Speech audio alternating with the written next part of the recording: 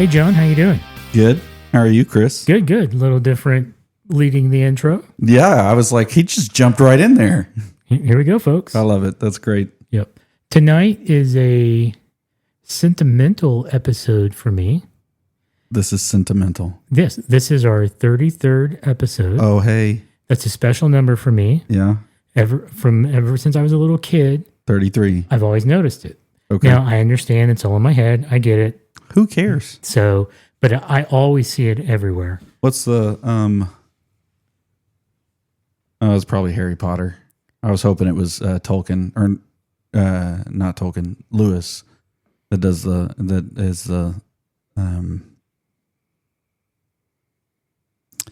is this real or is it happening in my head? I think I know what you're talking about. And then I think it's Harry Potter. I think Rowling wrote it, and then I believe it's Dumbledore that answers. Of course, it's happening in your head. What does that have to do with whether or not it's real? Yeah, or something like that. And I was like, okay, kaboom! Y'all hear that? We have some sound effects tonight that is not brought to you by us. No, but they are all natural sound effects. All natural. Yes. So this is 33. 33, yes.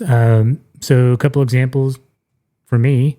When I was in high school, went to Best Buy, bought some really nice Sony speakers. Mm-hmm. Serial number ended in 33. Really? Got my first bank account. It ended in 33. Huh. I've had credit cards and debit cards. They end in 33. It just kind of keeps happening. It's everywhere. So to me, tonight is a special show, number 33. The Kris Kincaid show, where Chris is just going to talk the entire time, and I'm going to sit here and look at him. I don't know about that. I kind of got my talking out today during chapel. Did you talk during chapel? Very briefly. Jacob and I did a presentation on, and just kind of like, hey, here's the things that we've been working on for summer. And so we stood in front of the group and shared 4 or 5 different things. And like what?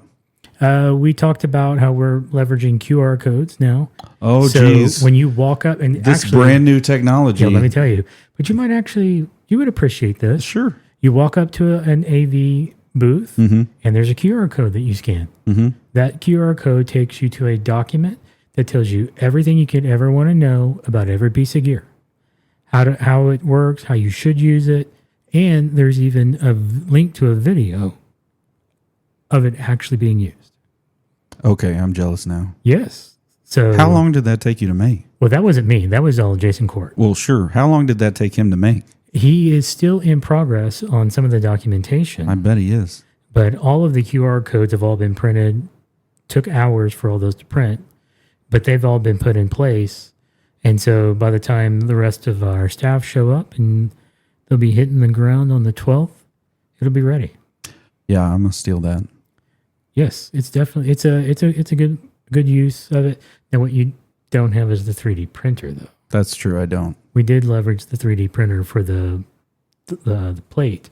So we discussed that. We discussed Ethan, who's our new hire, who starts on the 12th. Okay. We showed a before and after of the Crier Creek main office endpoint. You remember that one that was stuffed in the cabinets? I'm sorry. Hold on. Let me backtrack. Real old school Crier Creek office. Mm-hmm. The house. The house, yes. Yeah. So when you would walk into that little kitchenette area, yeah, cabinets were on the left when you walked in. Yes. And all that gear was stuck in that cabinet. Yeah, in the cabinet. No ventilation. Not an actual. Not a rack in any way. So we went in and we yanked all that equipment out, rerouted fiber into a real rack, put in some additional switching, cable management. Any fans in? No, it didn't need it. I mean, there's no black magic gear, so you're fine. Yes. So, but we showed before and after. Okay. Of that. What else did we? It was like a little show and tell. Yeah, basically, yeah. That's great. There's one other that Jacob discussed, and I'm drawing a blank on it. So, but yeah, we did a small, maybe 5-10 minute thing in front of people, kind of talking about what we've been doing. And Ruthie made cookies? No, Ruthie was not there. I mean, I would have been disappointed. IT's talking. Ruthie's not here. Yeah, then there's no cookies and no cupcake. What's even the point? That's fantastic. Yeah. I'm tired right now because we just cooked a lot of burgers and hot dogs for everybody at the church, and I stood longer than I realized I was standing. Well, probably could have used some better shoes. Hey, man, don't hate on my chacos. I'm just saying for your standing comfort. Yeah, no, that's probably true. I don't wear them as much as I used to, so I really do notice when I put them on now. I bet. Oh, I bet. ouch. Goodness. Hey, what are we drinking? We have a new one for the show. I don't think it's new for either of us. No. I need a little more light to try to read that blurb. Oh, though. there you go. Yeah. So we have the Founders KBS, an Imperial Stout aged in bourbon barrels. I actually can't remember the last time I had this, but it's 12%, so It's a good gonna one. be going slow. It's a good one. So the official blurb. You know what? I'm drinking this out of the bottle. That's fine. We've got the opener too. I tried to lean over, and my back was like, "No, you're No, not." you're not going to grab that mug. It's hell getting old, isn't it? All right, here we go. The beer that taught us that patience truly is a virtue. This big, bold Imperial Stout is brewed with the premium chocolate and coffee, then aged in bourbon barrels that introduce powerful notes of vanilla, cocoa, or cocoa, however you want to pronounce that one, and charred oak. KBS is a luxuriant. Ooh, that's a big fancy word. Yeah, that's an SAT word right there. Yeah, it is. Full body drinking experience that emanates, right? Yep, emanates. That's what that says. Sophistication while honoring our craft beer roots. See, there at the end, they lost me because they were just trying to sound they were trying to get too like fancy. they're not drinking beer. You know what I mean? Yeah. And it was It's definitely cocoa. for the heck of it. It was bottled on January 21st of this year. Not too shabby. So Yeah, I was noticing I don't think I had ever noticed the chocolate and coffee on the label. that is kind of a standard, I think, for most stouts. Everybody's like, hints of coffee and chocolate. So it's a stout. Yes. You can already smell it. That's not bad. Okay. Yeah. Cheers. Cheers. Oh.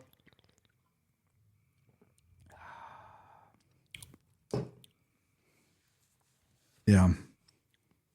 No, that's what I needed for sure. A little bit of bitter on the side of the tongue. Nothing bad. No. It's not overpowering. You're still tasting the, and I think that's the so I didn't really taste the coffee until I just inhaled.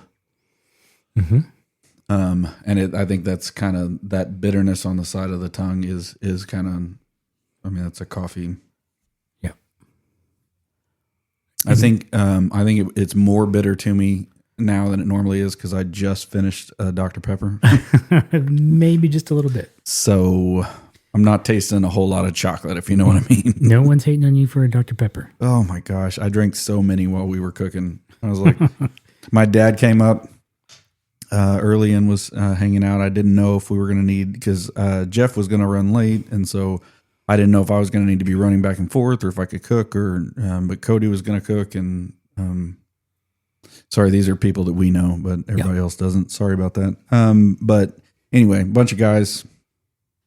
And my dad showed up, and because I'd asked him to, he's the one who taught me how to cook burgers. So I was like, I know he's going to do it the same way I'm going to do it. Yep. Which was delicious, by the way. And I wish that there had been leftovers. I would have brought you some. But we'll talk about it later. But the whole time we were out there, I was like, I just want a beer. But I drank a whole bunch of these Dr. Peppers, and I was like, Dad, you want a Dr. Pepper? He's like, no, I'll have one when I eat my burger. And I was like, so like not one now and just one when you're eating your burger? What is that? Like you're saying that you're only going to, you can have one now. Like, I've got enough. You can have one now and when you eat your burger. And he was like, he patted his tummy, which looks a lot like mine, maybe a little bit bigger. And he was like, yeah, I've been doing that for a long time. So I need to not. Cutting back one's not going to hurt. Yeah. But now we're drinking beer. Yeah, we are. Mm. Seems like the storm has eased up a little bit too. Yeah, I was like, did it just get quieter in here? Oh, Yeah. It's because there's not a low rumble anymore. Correct. I mean, it has been going, I don't know, since 4 o'clock today. Mm-hmm. Maybe Absolutely. right at 3:30 or so. I mean, it's been a while. So Yep. Yeah, we've still got a queue. We have a few places at camp that are still without power. really, Yeah, that's been kind of nice on these new battery backups that we've been rolling out. They have the cloud management card, so you can see. so we get feedback in real time on what's going on. Mm-hmm. So we're not sitting there going, "Hey, ops guys, is there a power outage at this camp?" We already know, and so it's kind of nice. I know. I already know. Yeah, Yeah, I should do We're in the something about know. that because that would be great to know. Most of the time, I'm just like, oh, I can't hit anything anymore. So, Yep. You know, I will say, I don't get a lot of the bourbon in the KBS. I think it's kind of back of the throat. You know what I mean? It's the Yeah. it's the syrupiness to it to me, because bourbon to me, I always laughed at Paul, a friend of ours, whenever he would talk about whiskey or bourbon being sweet, Mm-hmm. because it's never tasted sweet to me. You know, you get a whole lot of fire, I guess, Yes. is what I taste mostly. But I mean, I get it when you have bourbon flavored things, or bourbon, you know, there's like a mixture and bourbon as part of the notes of it, that it's Mhm. kind of a sweet, almost syrupy Mhm. ness to it, which again can be great, or it can be not your favorite thing. But this is delicious and very not very heavy for a porter. Correct. So. Now, I can tell you, if we get into this one, the bourbon is strong. The bourbon is strong with this one. Yes, it is. It is Well, see, strong. okay, with that I just one. got bourbon on the front of my tongue with that one, with that drink that I just had. Okay. So let's turn that off. Sound effects. Sorry, that was unintentional. So, but I would say everybody out there, if you haven't had a KBS, it is definitely a tasty beer. Founders does really, really great beers, with the exception of that blonde that we had. Oh, that was horrible. That was nasty, and I still love the way you described it. Dawn flavored dish soap. I mean, that's exactly what, like, you know, that thing when you clean out like a glass or something like that, and you don't get all of the soap out. Yep. Actually, if I remember correctly, you said lemon flavored Dawn dish soap. Yeah, lemon flavored Dawn dish soap. There you go. Yeah. I can't. I'm not. Yeah, not a big fan of things tasting like soap. No. The only time I ever should be tasting soap is if I'm getting my mouth rinsed out for inappropriate language. Yeah, it's been a long time since I did that to my sons, because they said Really? words that there's not a lot of words that are going to like make me really get onto you. They go Apparently to a they school found the now limit. that they go to a school now that they hear racial slurs that they're not allowed to say.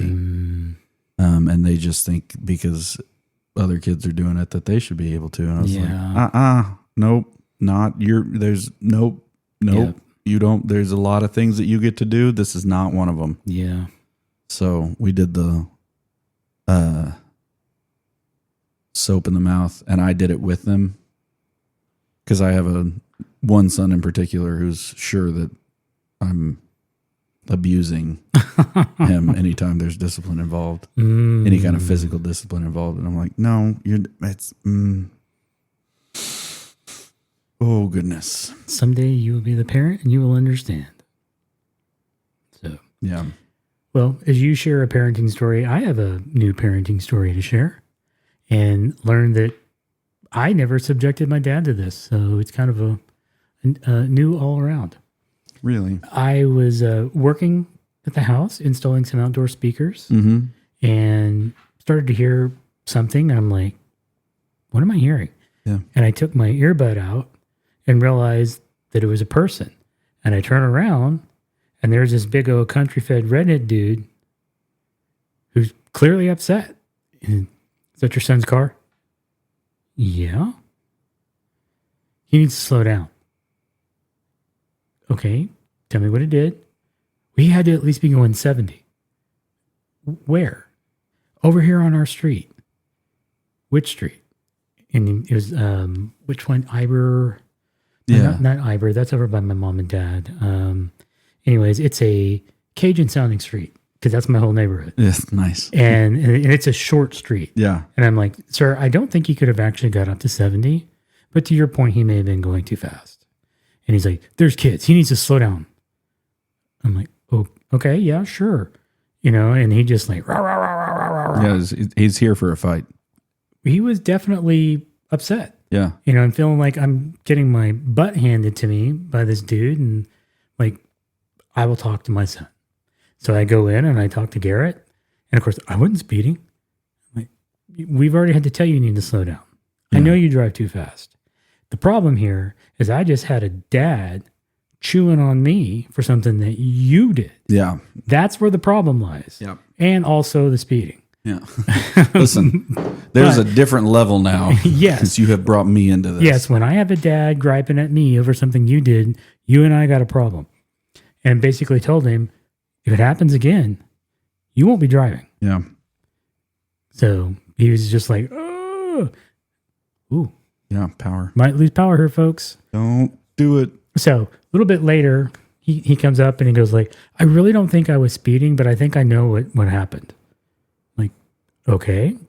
And he's like, well, when I was driving by, his wife gave me a look and I gave her a look back. And I'm like, well, that probably didn't help. Yeah, don't do that. It's like, so let's not do that either and still slow down. And Michelle gets home and I'm telling her and she's like, well, don't have him drive on that street anymore. I'm like, that's one way to approach it, but at the same time, he needs to slow down. Yeah. So that was interesting.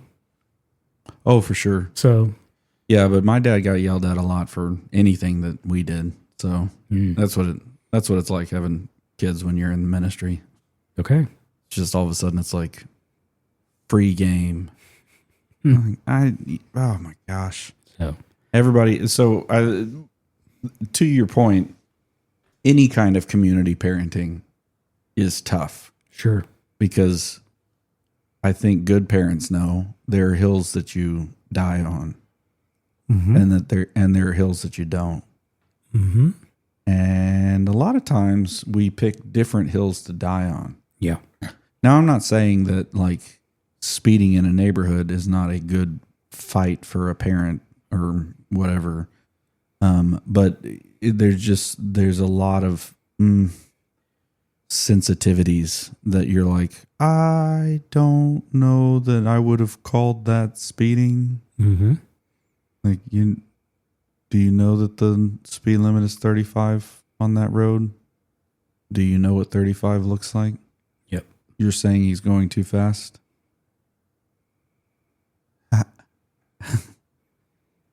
What? Yep. But, then people have bad days. And Oh, absolutely. what are you going to do? Yeah, I have no doubt that he was probably going a little faster than he should have. Mm-hmm. And they had their kids playing out in the yard. Mm-hmm. And giving the lady back the look just makes things even worse. And of course, she goes to her husband and says, you need to fix this. And so he goes into fixing mode and is driving around looking for the vehicle and finds the vehicle and then is like, hey, you need to talk to your son. Cool. Like, okay, thank you very much. Appreciate it. But the positive note to my story is I got my speakers installed and they sound great. That is a positive note. Yes. So now we can sit out on the front porch Mm. and listen to music. Nice. Yes. I like that a lot. Yeah. With your, what amp did you use? Fosse. It's Fosse yeah. Audio. I don't Fosse remember Audio. the exact model. And then she decided she wanted to be able to send things independently to front porch, back porch. Okay. Although back porch isn't installed yet. Okay. Because I thought, okay, this has two outs. That's great. We can run it to front and back. No. When she's on the front porch, she wants it on the front porch. When she's on the back porch, she wants it on the back porch. And it's like, well, that's going to require either a more expensive unit, and I don't mind spending the money. Yeah, don't get me wrong. I'll get a multi-zone receiver real fast. I will buy stuff. Yes. Yes. Did you just give me permission to buy things? Yes. I will buy things. So I bought the same thing, but it's from a company called Aiyima. Okay. How do you spell Aiyima? Aiyima. Yeah, I wasn't going to get there. Aiyima. Aiyima. Oh, I've seen this. Okay. So it's basically the equivalent of the Fosse. I mean, yeah. Spec for spec. AO7? It's identical. Or AO1? Let's see. Pull that up on the Amazons. On the Amazon. There's the Fosse Audio. Is yours Bluetooth? Yep, Bluetooth. Come on. So do you have the BT20A? I don't think so. It's 600 watts. No, that's way more than what I... Wow, This does not want to load. Come on. Phone, what are you doing? Are you on our Wi-Fi? No, I'm on the cellular. Oh. Because sometimes the Wi-Fi is... So the Aiyima is the Aiyima, or however it's pronounced, is the A03 2.1 channel. 03. Okay. Yep. The Fosse is the BT30D. 30D. Yes. And I had to crank back the volume coming off of that thing because it was far louder than I expected. So it's 50 watts by 2. Man, the Aiyimas have a lot of different offerings here. Mm-hmm. So, probably not this weekend, but probably the weekend after, I'll get to the back porch. That one's going to be a little bit more involved in going up into the attic. Yeah, I love when my friends install stuff. Right now I'm installing fans, ceiling fans. Okay. My old nemesis. It just, it doesn't matter how much planning you do. There's always some reason that install is not going to go well. It can happen. Absolutely. I'm just like, guys, can we just, no, okay, well, yeah. We didn't think that through. Did you say AO3 or DO3? AO3 for the Aiyima. Oh, I see it now. Bluetooth 5.0. Yep. They both work essentially the same. Mm-hmm. Essentially the same spec for the most part. Really? The Fosse, obviously, the Bluetooth name is Fosse. Mm-hmm. Shocker. Can't believe it. So joined Michelle to that one, renamed the Bluetooth name in her phone to Front Porch. Nice. The Aiyima actually shows up as Hi-Fi Audio. That's better. Didn't expect that, but yeah. Okay. And so once we've got that one done, we'll rename that as Back Porch for her, so that she has the ability to Hi-Fi Back Porch. Pick which way she's going there. You should definitely say hi-fi. That makes you sound like you came from the 80s. Hi-Fi. My introduction to hi-fi actually was VCR. No, yeah. Because if you didn't have a hi-fi VCR, you couldn't get the rear channels. Mm-hmm. And I remember them, hi-fi being on the door for the VHS. Yep. I had no idea what it meant, but... I didn't either until I didn't understand why I wasn't getting my rear channels. Mm-hmm. And I was like, oh, you mean I got to go buy another VHS? Great. Okay, here we go. Yeah, that's terrible. Man, Man, amplifiers. Yeah, I was actually talking to. We have a bunch of amplifiers at the church that we're not using anymore because our main system speakers are now powered instead of passive. But that means that we've got just this rack full of amps, and they're, Big Daddy QSCs. I mean, not the actual Big Daddies, like they're not Class A. But yeah, Chad Larsh really explained to me well the difference between the different classes of power and why it matters whenever you're talking about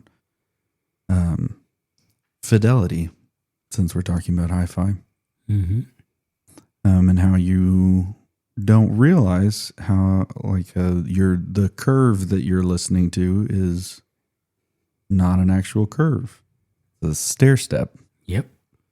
And you don't really hear the difference until you put them next to each other. Because I think we get a lot of digital sound now. But those old tube amps, man, they sound different. Yep. I'm one of those guys. Sorry. Well, if you saw, those are Class D. Yeah, Class D. So super light. Low level, but works well for the application. But super, Class D now is it's not bulletproof by any stretch of the imagination, but it's not like there's very little maintenance. I mean, now most of the time, actually, it's kind of like if anything were to happen, it's just kind of throw it away instead of trying to fix it. Yeah. Whereas Class A was like, all right, I got to go find some new tubes, figure out what's going on with this thing. Yep. But yeah, these look great. Yeah, I think I caught the Fosse on sale for $65 at the time. Okay. And the IEMA I got around $80-ish. Okay. When I bought it. So these things aren't crazy expensive.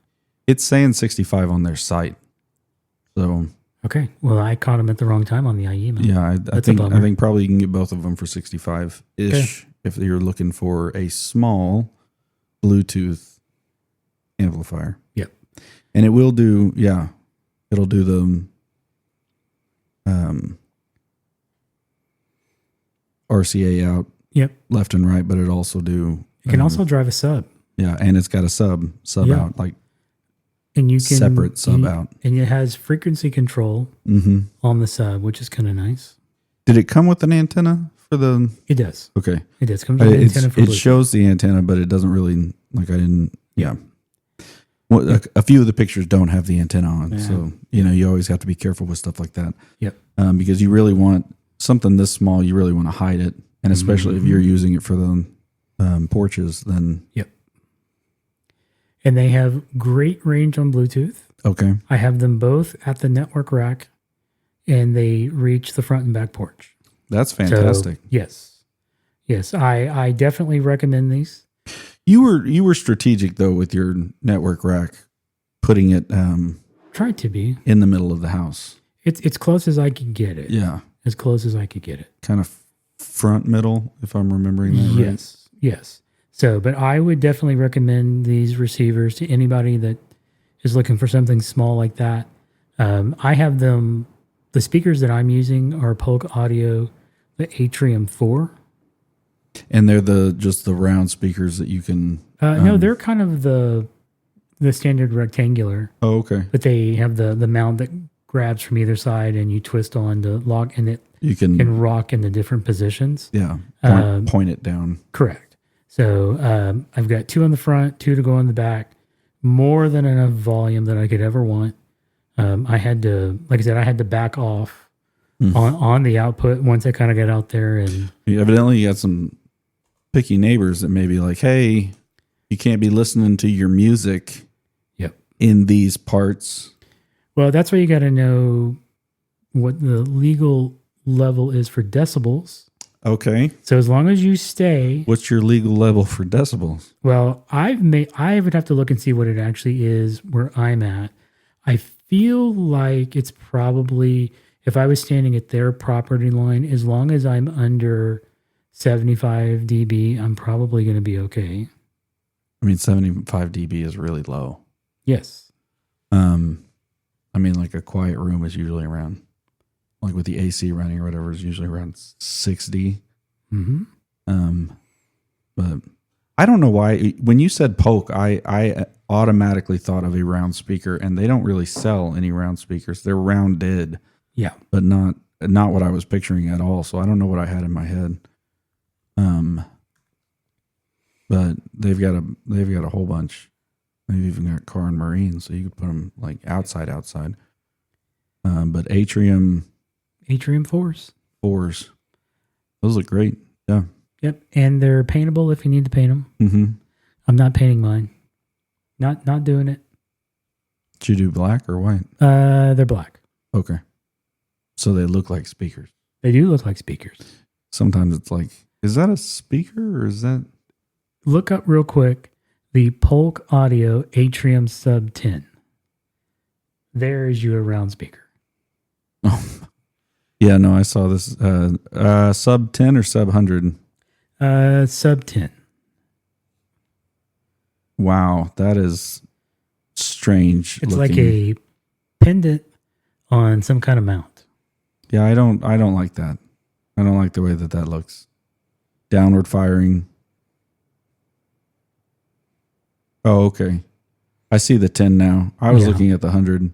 Yeah, the 100 looks like what you would see in a definitely in an outdoor installation. Kind of what's the Gaylord? Although I think they use Bose, but it looks like something that the Gaylord would have in their indoor spot with all the water treatment and all that. Yeah, no, that makes sense. It's just artistic. I don't. Yep. Don't get me wrong. Don't have anything against it, but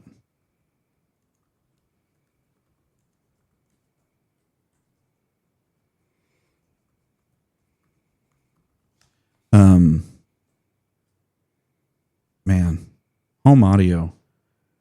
That's just a whole different rabbit hole. Yep. You can do outdoor audio. You can do like your Bluetooth speakers around the house, and whether or not you do like something networked for that, and then you do like your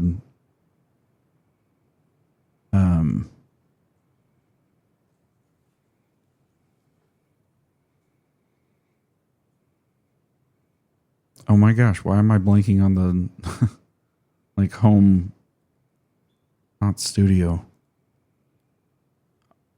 Theater? theater. There you go. Goodness. I swear it's been a long day, it's man. fatigue. It's It's a what long it day. is. Yeah. I haven't drank that much yet. So I'm not seeing the actual law for our area, but this is saying, generally speaking, any noise exceeding 70 dB is considered disturbing. Mm-hmm. And it says residential limits usually start at 60 or 55. Golly, that is so low. So, and that typically applies from 10 p.m. to 7 a.m. Yeah. So I'm going to be close enough to that I'm not worried about my neighbors. No, and you're also not going to be, bumping at No. 11 o'clock at night. No. No. 11 o'clock at night, I'm laying in bed, not asleep, but I'm at least laying in bed. Yeah, I couldn't sleep last night. Had my job evaluation yesterday, and so rehashing that in my mind over and over and over again for hours on end. That's what I do. Yeah. And I think about it, and then I think about everything else. Depending on what feedback you get, that could definitely keep you going for a few hours. Quite a while. Anyway. Wow, these Polk speakers are... You just finished? Finished. Man. I got to... You talk. I'm going to drink. But I haven't had all the Dr. Pepper that you had. That's true. I have had a You're lot. floating on carbonated beverage. You don't have to chug it to try to catch up now. I absolutely do. So if you haven't caught on yet, we really don't have a subject to discuss tonight. No, we're just hanging out. This is just kind of a free flow conversation. Whatever happens, happens. And we'll see what the feedback is. Yeah. From the whole 7 people who seem to download. Can't be much worse than that, which is fine. But yeah, I mean, I'll get some feedback from Mr. Court, probably from Michael Moore. And of all people, I actually found out that Chris Vasquez really has at least downloaded it at least one time. Chris. And he was telling me the last time I saw him that when he's finishing up another podcast, for some reason his player goes back to the last podcast that he was listening of our show. And it's like, did you not finish it? He's like, I don't know, maybe. I'm like, well, if it does it again, you should just kind of scrub it all the way over and it should clear out right and not come back. Because he said, I'll be listening to a podcast and it'll finish. And the next thing I know, I hear your voice in my ears. Not too shabby. It's like, well, that could be disturbing. So. Oh my gosh. There it is.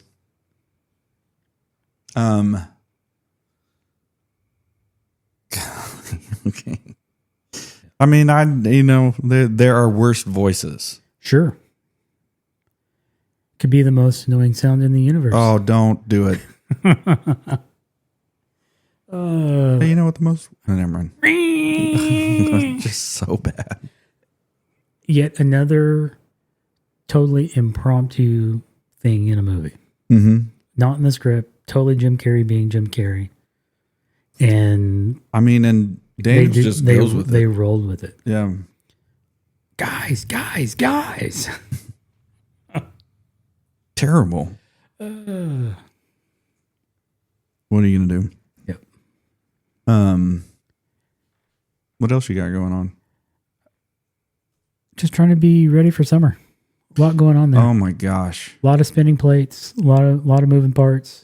And like in the worst possible way at this point in the... Sure. But I mean, overall, we're in a good spot. Southeast is ready. Okay. IT, AV wise. Central Texas is ready. We just are wrapping up East Texas. I think we'll have the last few little things done by the end of the day tomorrow. Okay. So we've got lots of time before staff show up, but there's still other little things that we're working on. Jason is trying to finish up some of his documentation.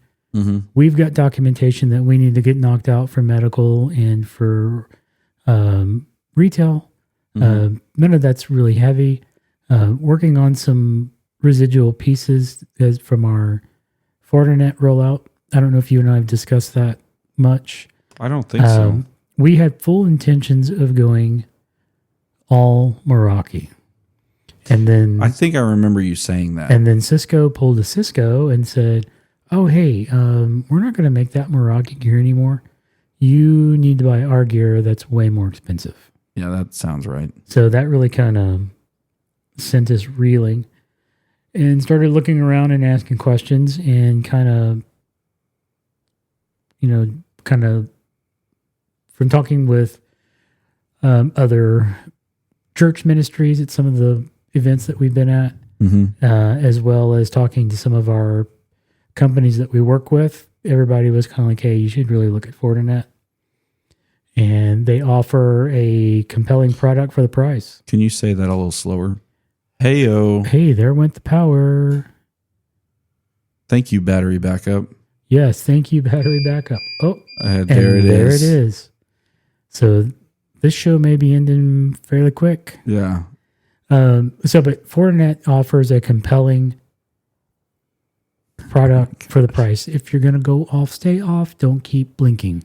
Yeah, this is bad. So we've got it in place at the ETMO, which is our main office in East Texas, working on one at the, stay off or stay on. Don't do that. So one fiber distribution switch at the wood still to go, one at the towers. Okay.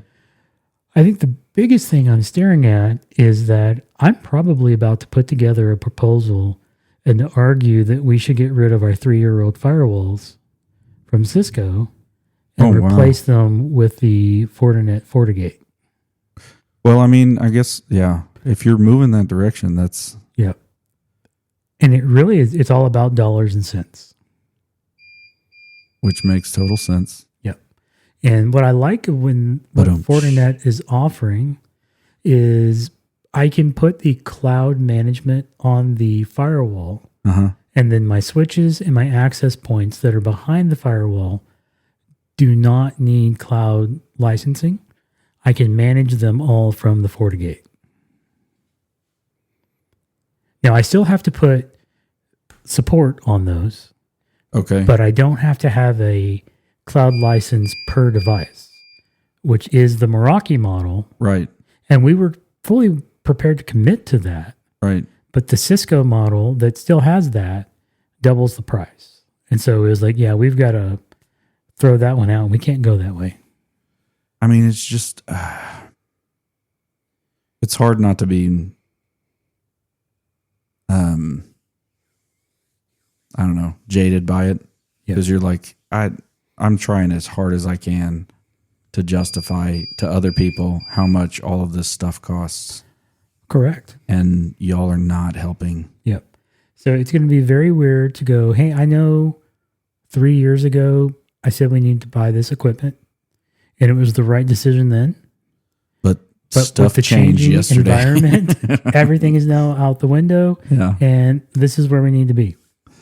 I mean, but that's how fast it changes. Unfortunately, yes. I really wish that Cisco would not have touched Meraki. You know, it was a solid product for the price. Yeah. Now, there is a lot of licensing involved, and for some folks, that's not palatable. Ooh, and I get it.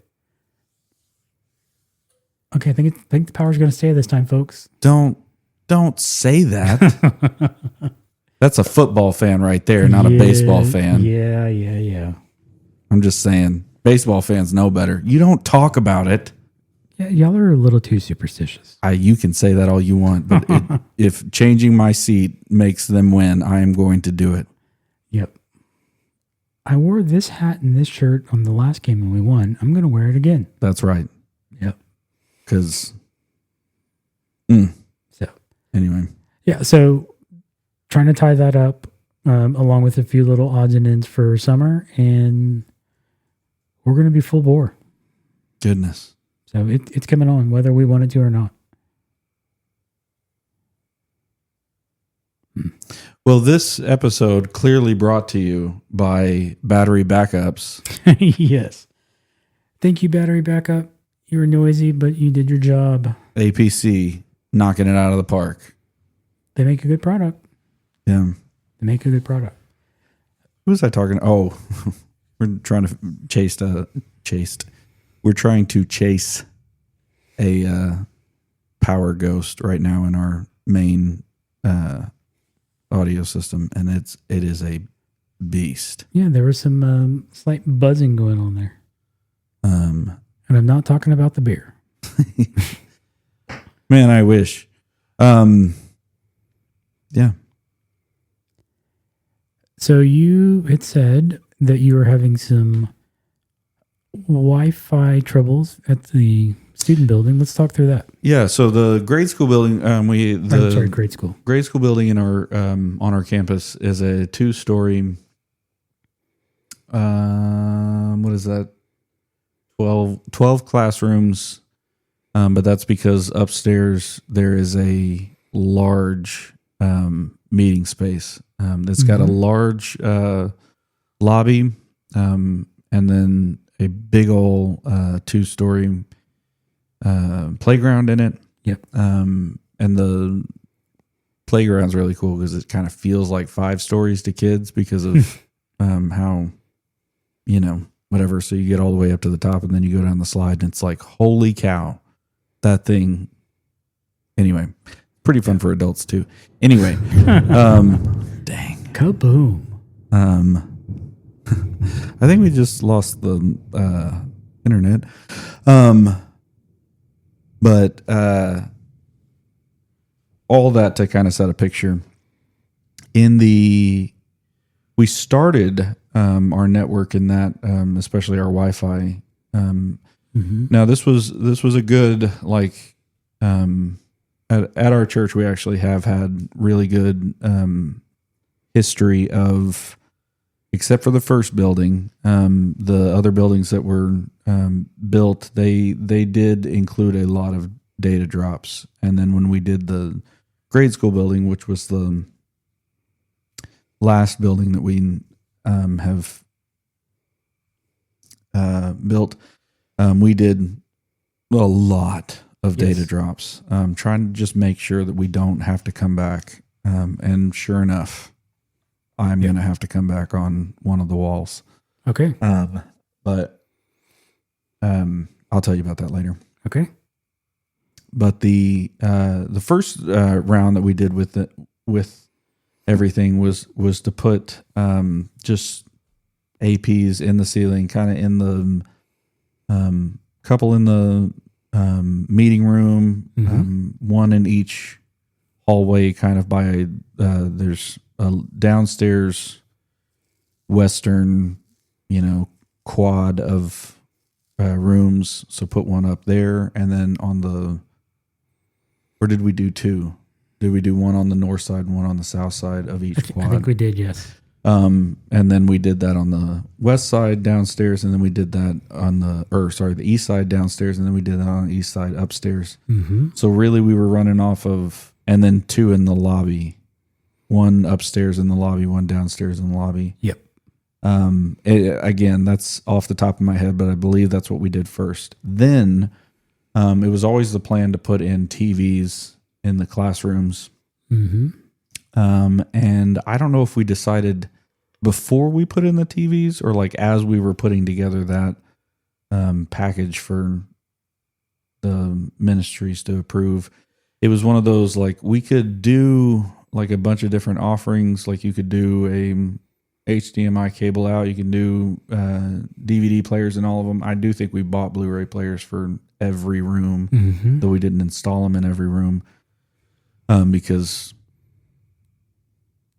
really, like, who's carrying a Blu-ray around with them anymore?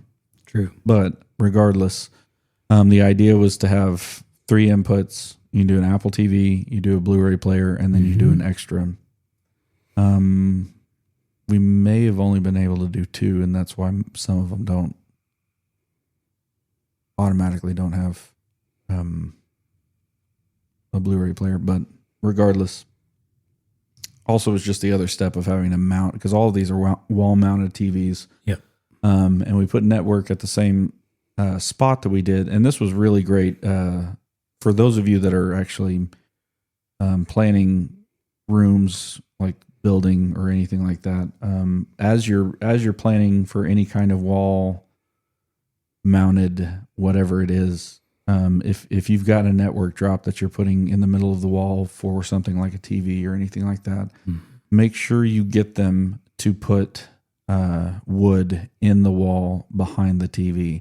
And I'm not talking about, like, this is a big metal building, so most of the studs are metal, but even between the metal studs, even if you had wooden studs, between the wooden studs in the area that you're going to put it, just get them to put just big old,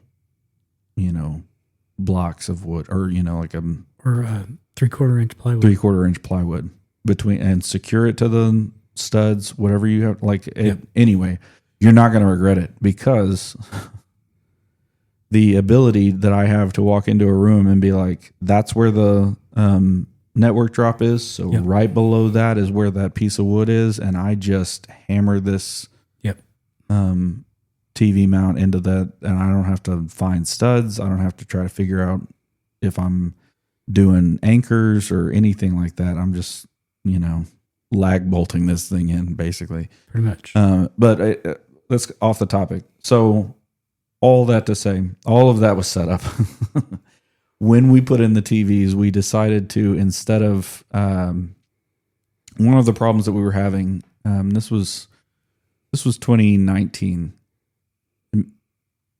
early 2019, because we opened 2019. We opened in August of 2019, so this would have been right before we opened that building. We started to realize in the rooms that we had that we were using Apple TVs in, or the big rooms that we were using that use Apple TV, like the connectivity issues, the dropping or whatever, can be mostly solved by putting the Apple TV, not even both devices, just the Apple TV wired onto the network. Yep. Now that seems like a no-brainer. Like, well, just don't use Wi-Fi for whatever. But you only have to do it in one direction. As long as you can take off one of the Wi-Fi, I can't really, like, I wish I could quantify it for you. I wish I had the data for that. But the amount of stability that you gain by just putting the Apple TV on the network. So basically, at that point, we were like, what if instead of just doing the Apple TV wired in, what if we did a Ubiquiti has the wall-mounted APs, but they have wall-mounted APs that have 4. Mm-hmm. I mean, it's just a dumb switch, right? It's not. Yeah, it's not actually. Or the ones that we have, maybe the new ones are better. I don't know that there's port. Yeah, you can configure the ports. You can? Yeah, you can give them VLANs and the whole nine. Wow. Okay. I didn't even think that was the case. But they so it's got 4 port configurable or 4 configurable ports. The KBS is taking effect. Oh my gosh, I'm just tired. And yes, 12%. You want to pass the opener? Chris is over here on his second beer. I'm going in. So now you have the whole picture. Now in each of these, in each of these 12 classrooms, we left up a lot of the singular APs. I think we took a few of them down. No, we took most of those down, I think, because we wanted to increase in a couple of different areas. Correct. You want to tell us what you're drinking? Yeah, real quick. No blurb on the label, so that's a bummer. But this is the Kentucky Bourbon Barrel Imperial Milk Stout. Milk Stout. It is. It smells good. I've enjoyed the ones that I've drank, but there's something about calling it a milk stout that just makes me want to kind of gag. I don't know what that is. It's not bad. No, I'm sure it's great. Smells good. Now this one, as I had said before, the bourbon really comes out in this one. Okay. So, bottoms up, folks.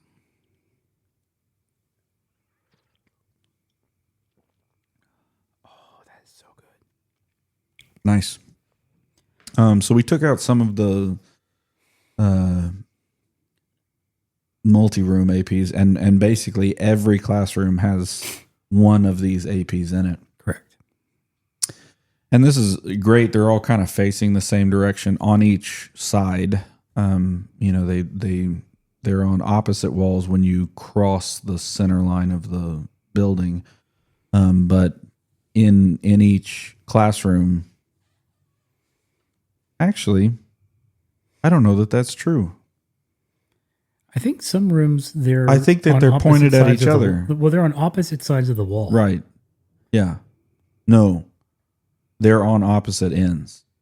They're pointed back towards each other. Okay, I guess I thought we had some where they were literally back to back, but the transmission was going out into the room, and they didn't overlap. That would have been better, because now that I'm realizing some of this, some of the problems that we're having are making sense, because they put the doors back to back in these rooms. And so when you walk in, the door opens and then you kind of walk more into the opening in whatever direction. And you want to walk in, or they wanted people to be able to walk in more at the back of the room than at the front of the room. Okay. So if they put the TV on the wall that the door is closest to, or basically on, then that would be opening to the front of the room. Okay. So they put the TV on the opposite wall, which means that with the doors close together, the TVs are pointing at each other, which means the APs behind the TVs are pointing at each other. Okay. So it's been quite a few months. I don't think it happened right at the beginning of us installing all these, but it's been quite a few months, and every time I open the Unify app, it tells me that especially one of them, C103, is like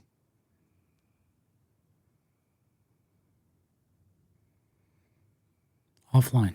Well, it's not even offline. Like it's just having a terrible experience.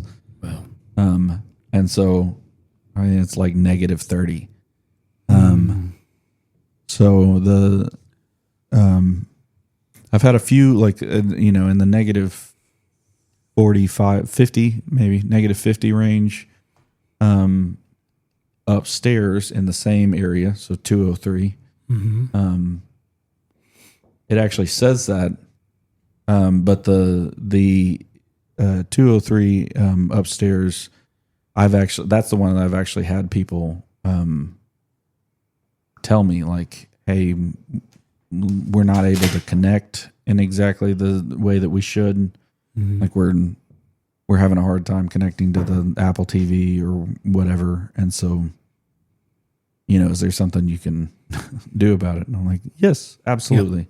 Thank you for asking me. And also, dadgummit, like we tried to make this kind of bulletproof. So that's kind of what's going on. Okay. Open the portal here really quickly, see exactly where we are. If it'll actually connect. Please. Come on, internet. You can do it. You can do it. I believe in you. Oh, it took me to the store. Don't take me to okay, there we go. Hey, it sees a new device. That's fun. I got to do some phone work tomorrow. Uh-oh. We moved offices again, or we didn't. A lot of the staff moved from the grade school building to the preschool building. Everything's fine. It's just hard to get everything plugged in again. Network dashboard. There it is. So yeah, right now C103 and C204 are in the negative. What is that? 81. Okay. Yeah, negative 80s is getting into a bad spot. Yeah. So right now I guess I had that wrong in my head. But I didn't think I did, but I didn't feel like I was that way. Maybe it's not different between 2.4 and 5. So it's a little different, but not much different. But yeah, that dispersion is not like there's some serious interference going on that east side of the building. And it is both of them are the wall mounted. It's not one of the flying saucers. Yep. I put more credence to people saying they're having a problem than I do Unify's dashboard. But I mean, the dashboard could give you an indication that you might have a problem. It is interesting. Okay, I thought they were the same, but it's actually in the 2.4 gigahertz The dashboard shows C103 and C104 having problems, and the 5 gigahertz has C204 and C103. So C103 is just inconsolable. Doesn't know what to do with its life. Help me. Help. I tell you what's been more finicky than I was hoping it would be, because they seem to do fine in actual practice, but in terms of like them dropping randomly and me getting a notification about it, have been the extenders. I've seen those notifications. And I found out one of them was because people keep unplugging it. And I was like, don't unplug the gear, man. I took the LED off of it, or took the LED. I turned the LED off on it, and I was like, listen, if the big bright blue light is what's drawing you to touch this thing, just don't. But well, you never know. The last time that I remember seeing those, and so when I started seeing it coming back, I'm like, oh no, not again. Was that started right before the controller being confused on what was on what port, and some of the throughput issues that we were having for Sundays. Yeah, that would be bad. And so when I saw it come back a couple of times, I'm like, oh, please no, not again. Yeah, so those are like, they're mesh setups. They're just extenders. They're not actually hard lined into anything. But I know for sure, like the Southwest one in the Great Room has been pretty rock solid, but the Northeast has had more problems. I think I just need to move the Northeast closer to that AP. There are two power plugs. There's two plugs outlets on that wall, 2 outlets, and I just need to move it to the one that's closer to where, whatever. I was just trying to get closer to the. There's a little desk in that corner that people sit at for no good reason, other than it's a desk. And are like, why can't I get the Wi-Fi to work? Because it's not like oxygen. I don't know what to tell people. Well, what I find interesting on both of those extenders is that they're indicating their parent device is the family room access point. Both of them? Right. As of right now, yeah, as I look at it. I could see the North coming off jump the off the family. stage. Well, I could see it coming off the family. Yeah. The North should come off the family. The South should come off the stage. Stage or the booth. Yeah. Interesting. So, that is intriguing, unless it's extender to extender and then that extender over to the family room. And that would be kind of weird as well. Yeah, if they're just dead set on trying to be in the same one, maybe. But I don't know that you can. Oh, you know what I bet it is? Pin it to another AP. I did shut down the some of the I did shut down some of the Wi-Fi's. Oh, the on the SSIDs. Yeah, sorry, the SSIDs. Thank you for using real language. I did shut down some of the SSIDs on a few of the APs because we were having problems with people jumping on, and I added one to the kiosk area for the main building and that one only has check-in on it. Okay. Yep. But anyway. Okay. Can't remember what I did to sound booth. Maybe Hey, that says insufficient power detected. Oh, on the sound booth? That's the one that we put that's the Wi-Fi 7. But didn't you put the I did. Injector? Yeah, so I got to go check that out. I wish that's just kind of on that. It's not actually on the Like it's not telling me that anywhere else. I wish that I wish I got something on that wasn't me looking for it, because that would have been good to know. Yeah, I think I locked that one down to just be staff. Okay. And identity.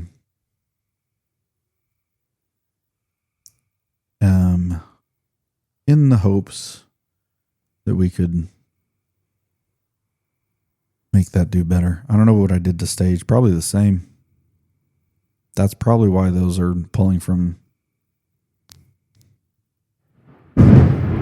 Dang. Kaboom, baby. Yeah, looking at the AP itself, I don't see anything on where it says that it's underpowered. Where were you seeing that at? I'm on the network app or interface, and then I went down to Unify Devices, and then I went down to wherever it is, sound booth, great room number 16, and when I clicked on it, now it doesn't have it. Yeah, I was going to say, I didn't see anything talking about insufficient power looking at the access point itself. That must have been like a caching weird thing that. Yeah. Because I don't see it anymore. Nope. Cool. That makes me feel better, because I was like, I fixed that problem.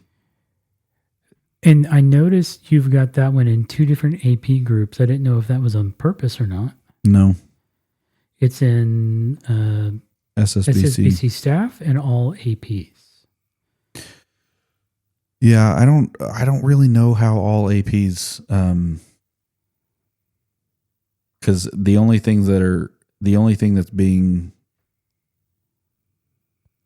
propagated with all APs is the identity, Unify identity stuff. So we should either rename that in order to make it obvious what it actually is, or use it differently, because I don't know what we would provision with all APs. Well, originally that's where all of them were, and then we decided, hey, we want to break this up because we need these radios to only be check-in. Yeah, the check-in was the impetus. Yeah. So we broke that into check-in, staff, and then South Spring, I believe. Yeah. Which was the guest. Yeah. And some of them were in multiple groups. Some of them were only in the check-in group. So I'm shaking my head because the number of people that feel like the guest network, even though it's not called the guest network, I was really I wanted to make sure that we didn't call it the guest network, because I feel like there's a mindset about guest networks. It's just called South Spring, and because there's no password on it, the number of people that are like, oh, I need to get on the other Wi-Fi. I'm like, no, you don't. It's not like there's not a bad experience going on. Had somebody tell me it doesn't work. I was like, it does. I see that it does. Yep. I will get on it right now and show you that it does. I don't know what that is, man. Well, I think people are just used to guests being throttled. Yeah. And they're like, oh, I can't be throttled. I need total power. All of it. You know, it's that whole Tim Allen, more power. Oh. So I guess we haven't gone to that level. We still have guests. Well, it's specifically, yep, you're on guest. I think it makes sense in other places. Yeah. I think that if we had set it up earlier than we did, then I probably would have called it guest and we wouldn't have changed it before now. Yep. But we're about to have to change the staff password because freaking Apple keeps making it too easy for people to share passwords with each other. But John, you're an Apple guy. I am. You're right. How can you talk trash about Apple? I feel like, how dare you? I feel like it's like a family thing. Like if you're if I talk bad about my family, that's fine because it's my family. If you talk bad about my family, then we're gonna have to We're going to have to talk about this in a different way. We're going to come to fisticuffs. Right. Fisticuffs. Good job. Mercy. Yeah, you got to love a product built around people and individuals. Yeah. And yet you're just supposed to go, oh, it works for business too. No, it doesn't. No, it doesn't. And it doesn't like there's, you know, like I want to be able to trust everybody, but that's not reality. Yes. And so the idea that you know, I do appreciate that they've gone to pretty extreme lengths in some ways to make sure security is happening in different ways. I get that. And sometimes it's a security because like you can't actually touch that. Yep. Which gets annoying. But I get it. I get it. I really do get it. And then you're like, you know what? You just have to hit this little button and it'll share your known Wi-Fi with anybody who you have in your contacts. I'm like, pretty much. No, don't do that. I feel your pain. That's why we've got to get to an MDM solution so that we can push it via policy and this goes away. Bro. Okay. So no, I was really like, I was on all kinds of websites the other day looking at, is there any part of this that we can kind of retrofit based on what we already have? Because Apple does have MDM. Sure. You know, and now that we've done the business side of it in order to start making gains towards what's going to be necessary for enrolling our devices. You know, there's some of that I'm trying to look at and figure out. And then it's like, oh, okay. So no, it really does become like we need to figure out like a single sign-on solution that's not Active Directory dependent if we're using our internal server for Active Directory. Yep. So then, you know, going down the Active Directory rabbit hole at 11 o'clock at night at home, sitting on my bed.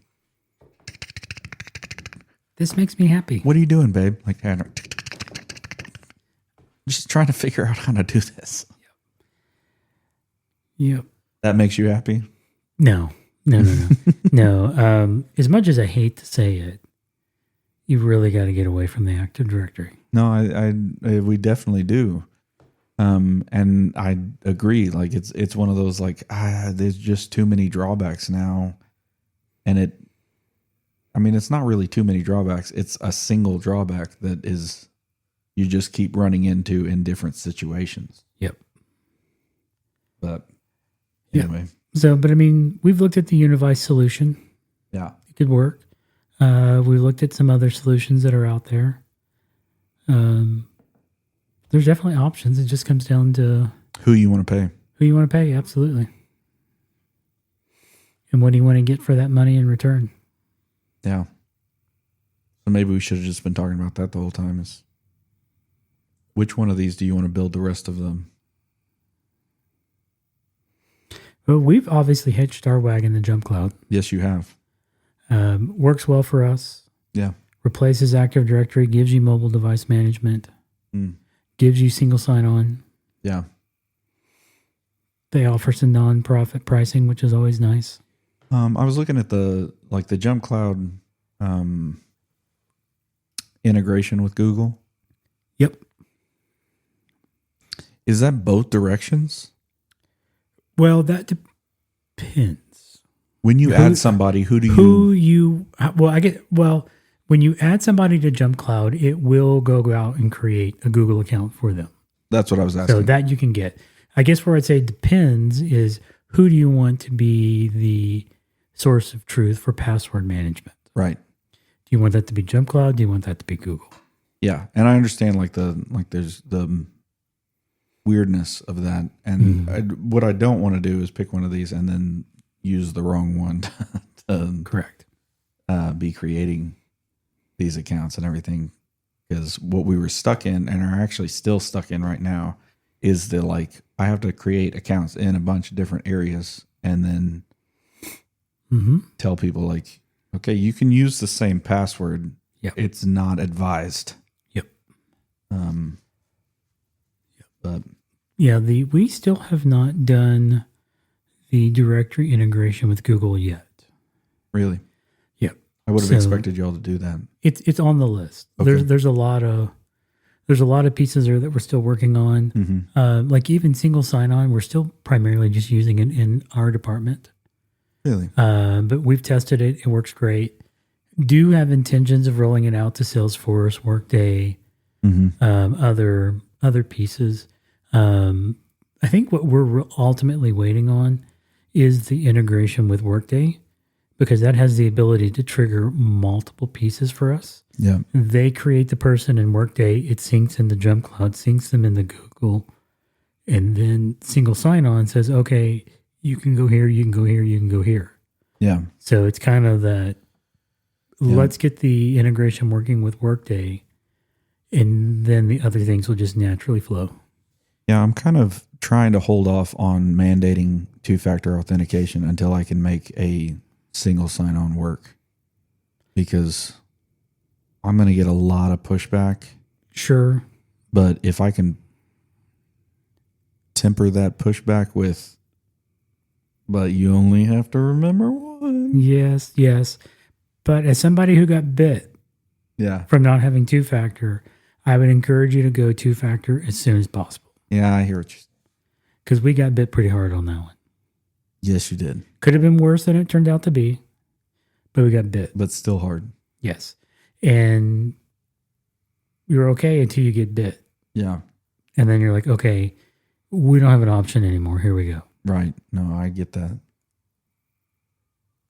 It's so funny to me when people don't understand everything that's being held digitally. What? Nothing.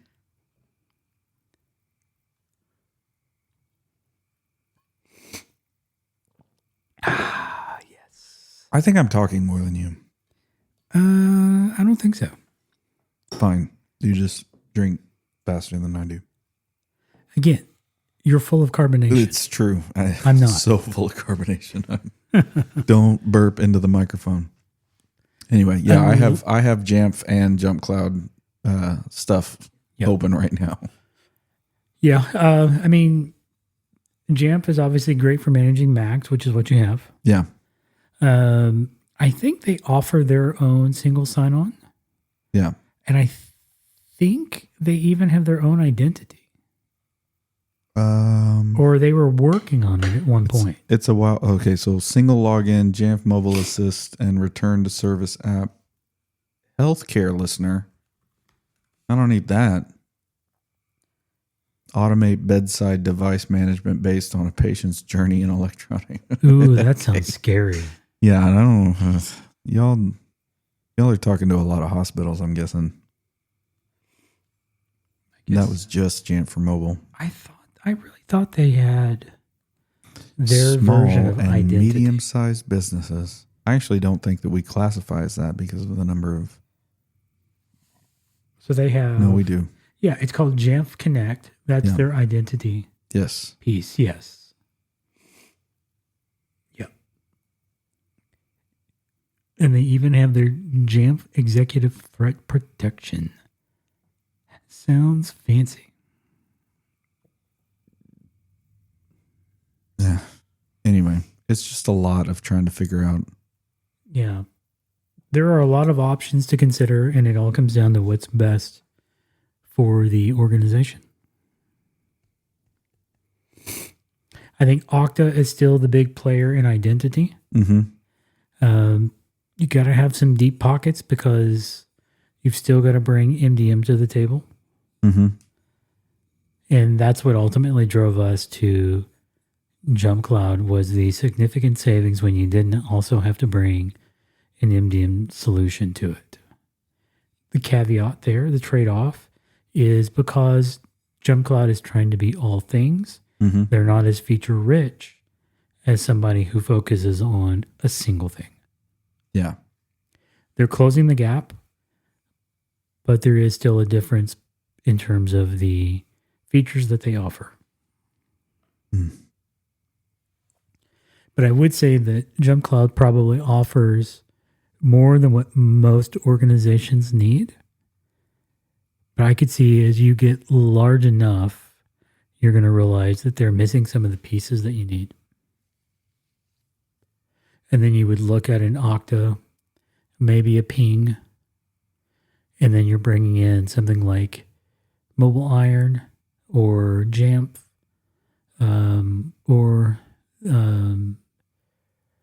what's the Microsoft product?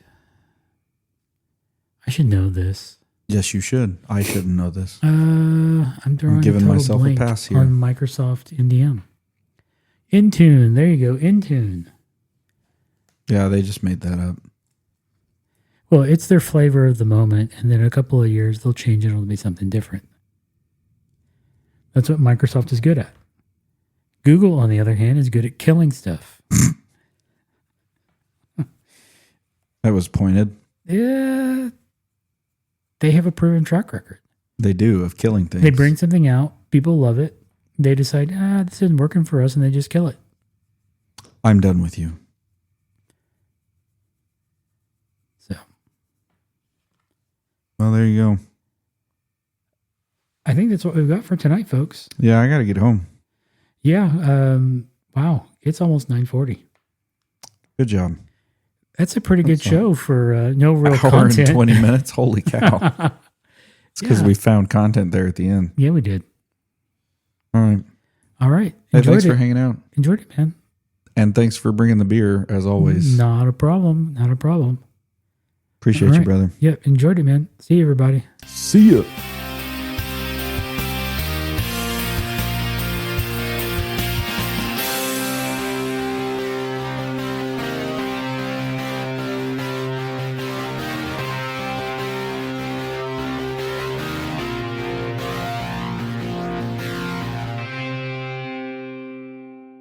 Wow, that was something, right? That's what I call a great podcast. These two guys are not bozos.